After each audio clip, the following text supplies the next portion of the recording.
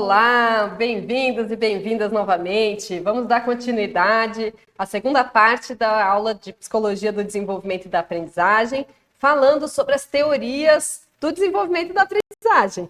Então, as principais teorias são essas quatro. Nós falamos na aula passada sobre as teorias comportamentais e as teorias psicanalíticas.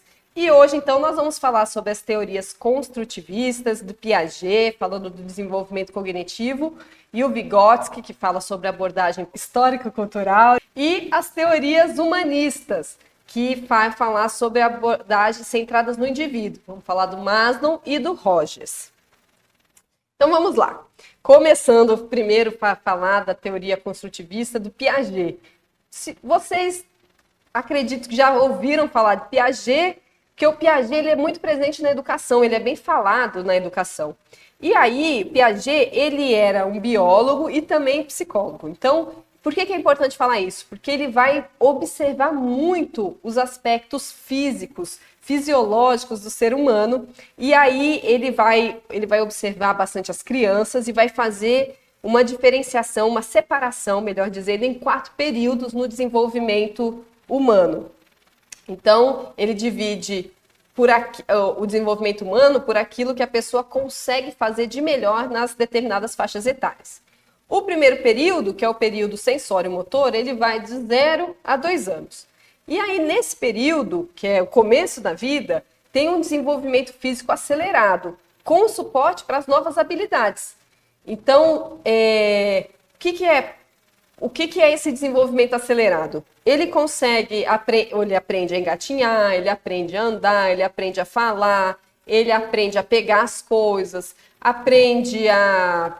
eu falei já da fala, né? Desenvolver a fala, começa o controle do xixi, do cocô, aprende talvez a dormir sem precisar de tanto estímulo. Então ele vai ter muitas aprendizagens, mas ele vai precisar de um suporte para essas aprendizagens, ele vai precisar de alguém para ensinar, alguém para acompanhar, vai precisar de muitos cuidados.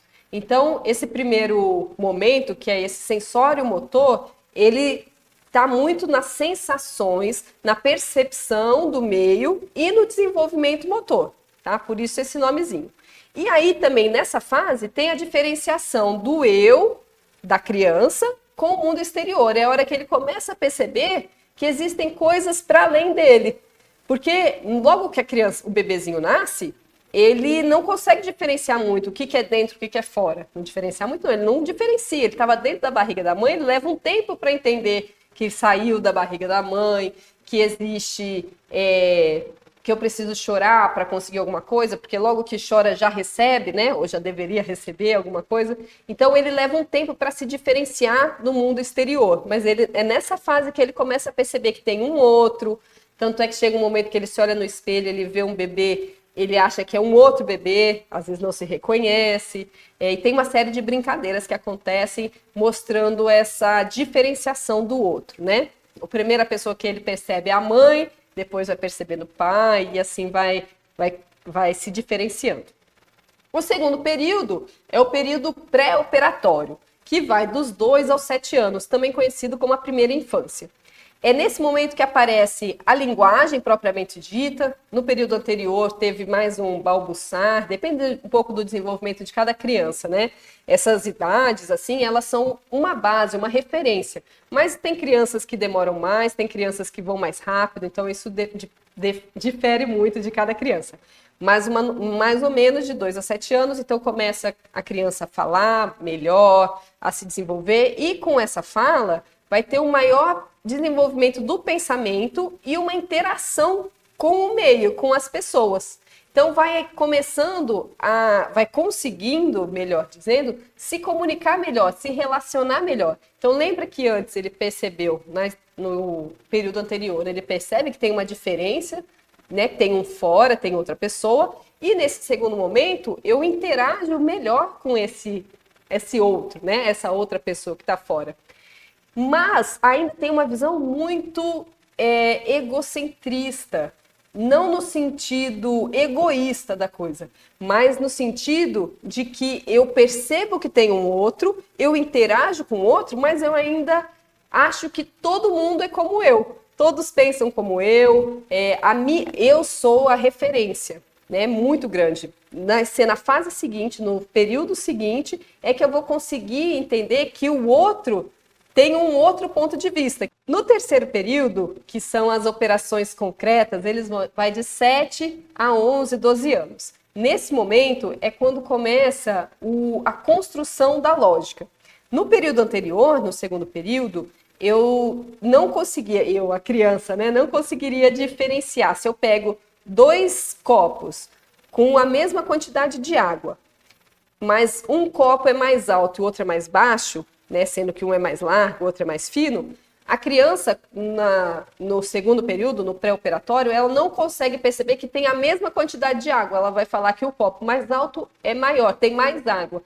No terceiro período, eu já consigo perceber que pode ter a mesma quantidade de água em copos diferentes, né? O copo é maior, mas a quantidade de água, o suporte dele é o mesmo nas duas ocasiões. Então, existe essa lógica desenvolvida agora nesse terceiro período.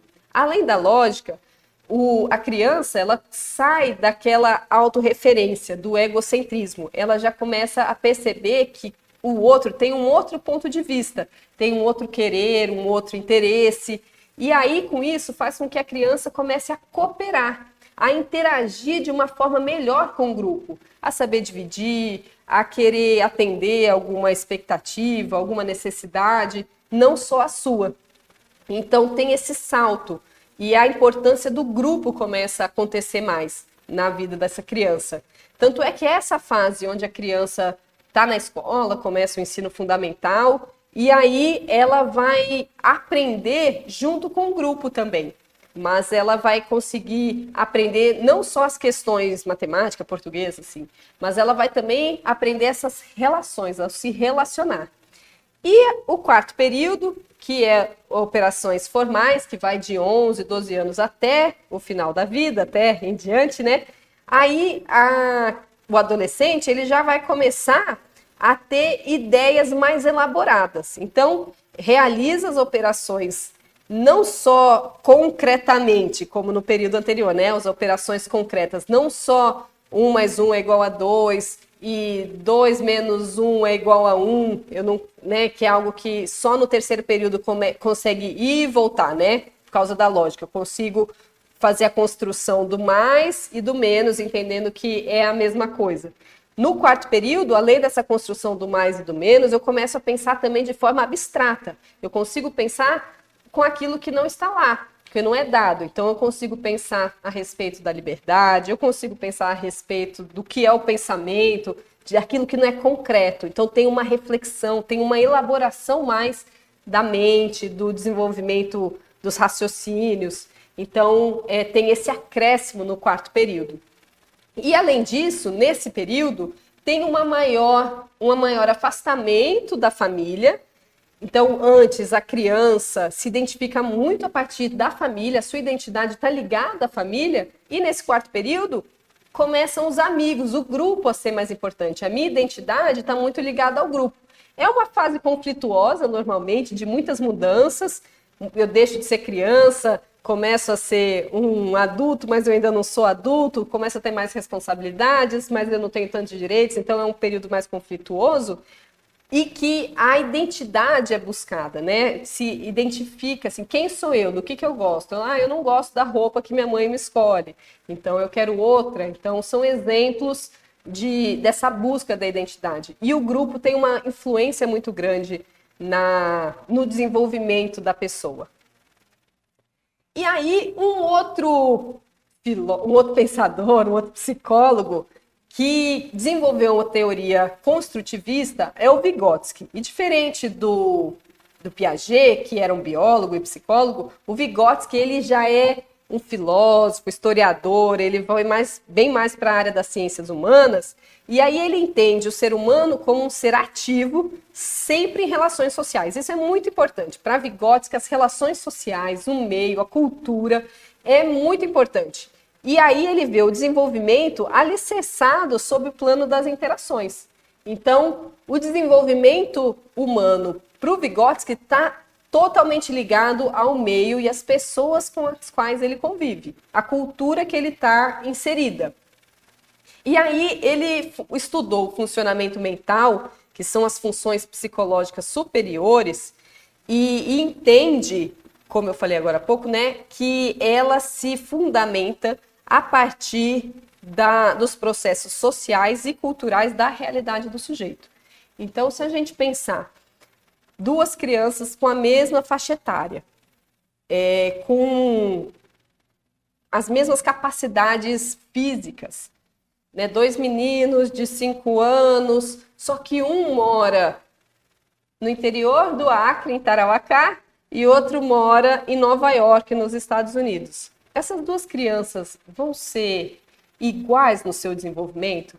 Ou então não vamos nem pensar nos Estados Unidos, vamos pensar um pouco mais assim no Japão, na China, que tem um incentivo muito grande ao raciocínio lógico, à tecnologia. Será que eles vão ter o mesmo desenvolvimento? Provavelmente não.